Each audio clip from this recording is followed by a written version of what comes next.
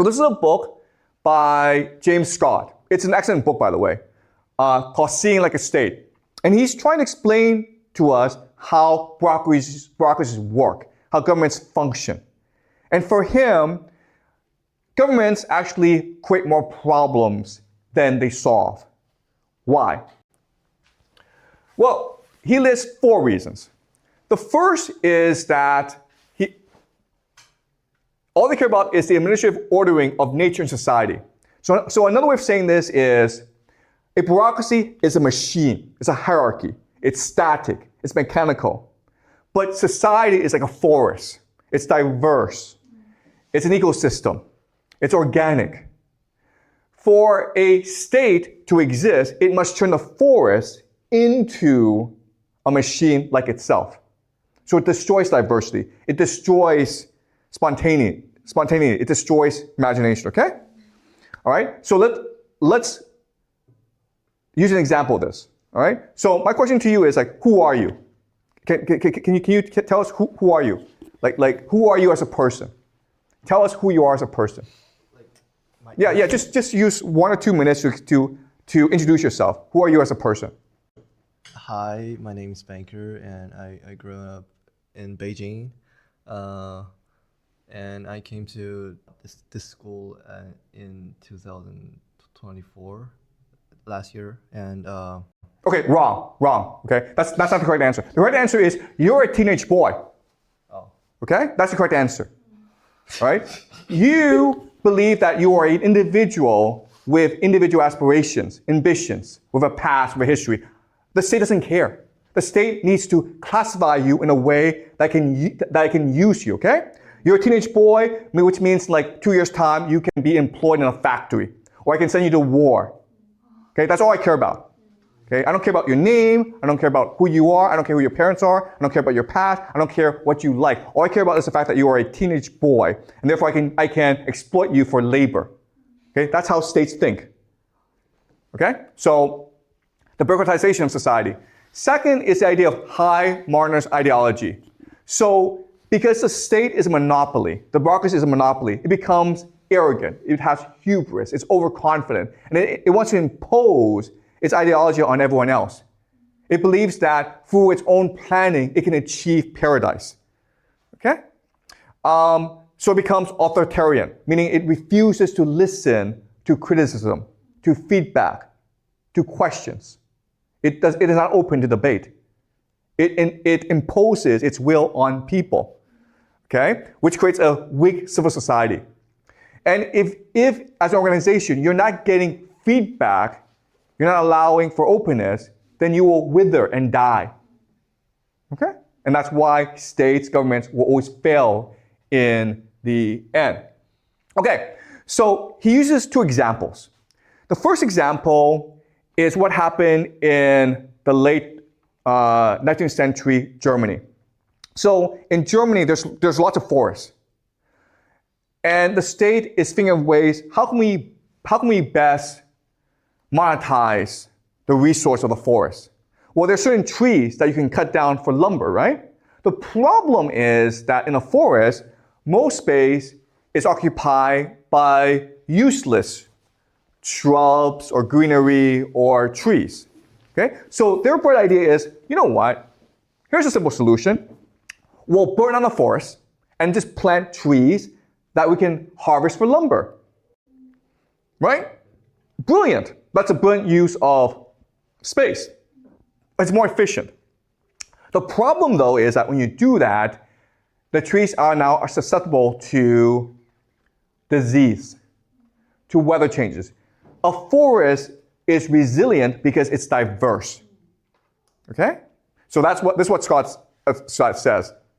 Monocultures are, as a rule, more fragile and hence more vulnerable to the stress of disease and weather than polycultures are. Any unmanaged forest may experience stress from storms, disease, drought, fragile soil, or severe cold. A diverse, complex forest, however, with its many species of trees, its full complement of birds, insects, and mammals is far more resilient, far more able to withstand and recover from such injuries than pure stands. So nature has diversity because it allows for resilience. Okay? Some part of the forest can die, but the rest of the forest will recover from anything, whether it's disease or drought or weather. Okay? And we humans are the same way. If you let humans do whatever they want, we are resilient. So some communities might die off, but other communities will adapt.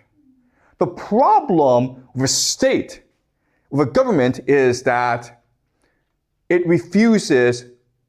sees diversity as an enemy. Okay, so if there's a natural disaster, it's very likely that a lot more people die off than otherwise, okay?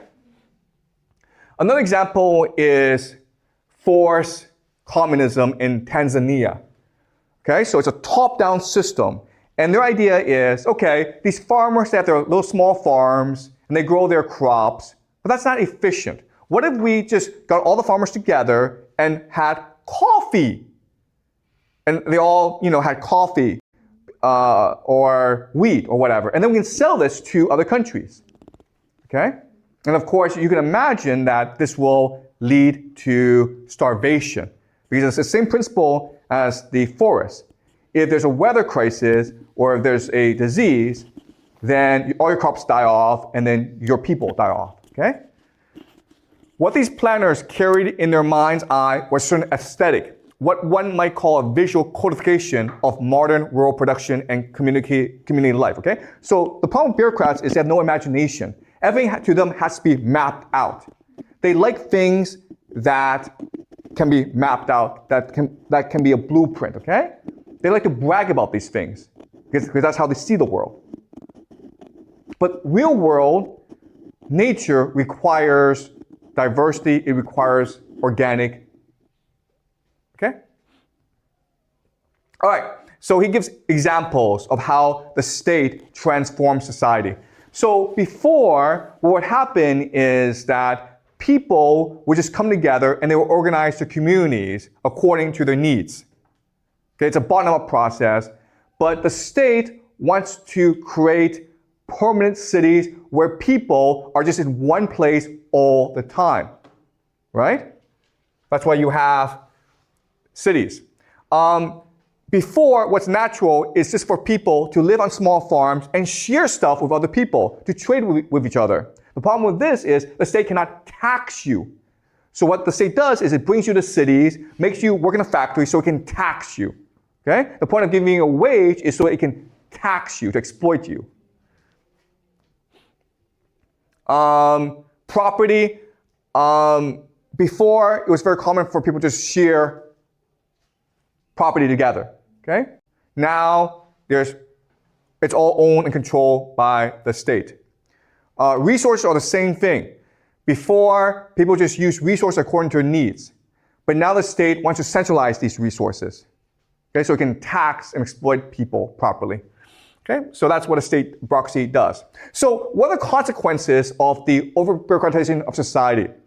Well, what's happening in America is that while consumer goods like cars, clothing, and cell phones are going down, what's going up are hospital services, schooling, okay, housing. Why? Because these are monopolies controlled by bureaucrats. All right? So what's happening is with the over-bureaucratization of society, it's almost impossible for middle-class people, ordinary people, to have a good life now. Okay? Here's another really interesting chart. The black shows you the growth in the stock market, okay? And you think, wow, this is a good thing. Okay? The problem is, first of all, only 10% of people in the United States control most of the stocks, over 90% of the stocks. The other issue is this. The other issue is, if you look at prices, yeah, it's gone up. But if you look at stocks as units of gold, if you use gold to buy stocks, guess what? The price of stocks have gone down. That's a blue, okay? If you use money to buy stocks, it goes up. But if you use gold to buy stocks, it goes down. What this is telling us, okay, very simple, is we are living in a lie. All this wealth generation, it's all a lie. It's not real. We just think it's real. We're living in a fairyland created by bureaucrats to fool us to believe that we are prosperous. the amount of gold that you can buy with stocks has gone down. Okay? Okay, so the blue is the gold, the black is money. The money is worthless. Okay? All right. Another problem that bureaucratization has created is people don't want to work anymore. So in America, this is called quiet quitting. In China, it's called 躺平 or 摆烂. Okay? Lying flat, let it rot. People don't want to work anymore. Why? Because it's pointless to work in a bureaucracy, right? Leaders don't care. The organization doesn't need you. You are alienated. You are told what to do and you cannot negotiate. You cannot rise within the bureaucracy. You're being asked to work too much. You feel as though you're just a machine. Okay? And so the way you rebel is lying flat, okay, or quiet quitting. Okay? So your over-bureaucratization of society means that people now have become more lazy, more complacent, more indifferent. And what this also means is that democracy is declining because people's voice, people's power is declining, okay? So you can see that people feel as though democracy is in the decline. In fact, experts estimate that democracy, the capacity for people to participate in politics, the capacity for people to influence politics has declined rapidly these past 10 years, okay? So we are living in a world that is becoming more and more bureaucratic, and it's killing us.